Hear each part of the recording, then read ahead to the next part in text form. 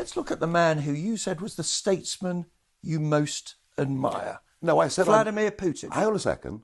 I said I disliked him. But you said you admired him. I said I disliked him.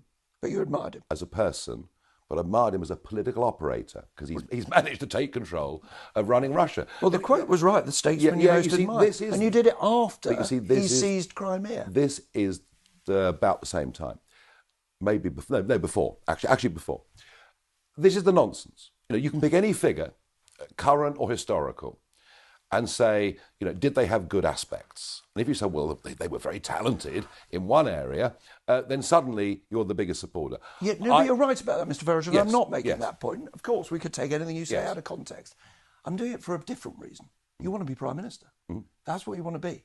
And this is, Europe is at war. Now, when the war happened, the big war, when Vladimir Putin sent his troops across the border in 22, you blamed the West, not him. You said, I'll just read it to you and then you can react, that on a tweet, it was a consequence of EU and NATO expansion. Is that a judgment you stand by? Right.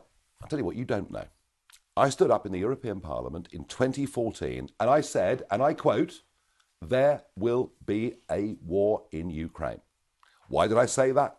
It was obvious to me that the ever eastward expansion of NATO and the European Union was giving this man a reason to his Russian people to say they're coming for us again and to go to war. But you were echoing him. I was, sorry. You were echoing him. That's what Putin says. No. Sorry, I've been saying this actually since the 1990s. Ever since the fall of the wall. But hang on a second. We've provoked this war.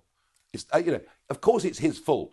He's used what we've done we as an provoked excuse. the invasion of Ukraine. Yes, and very interestingly, once again, 10 years ago when I predicted this, by the way, I'm the only person in British politics that predicted what would happen.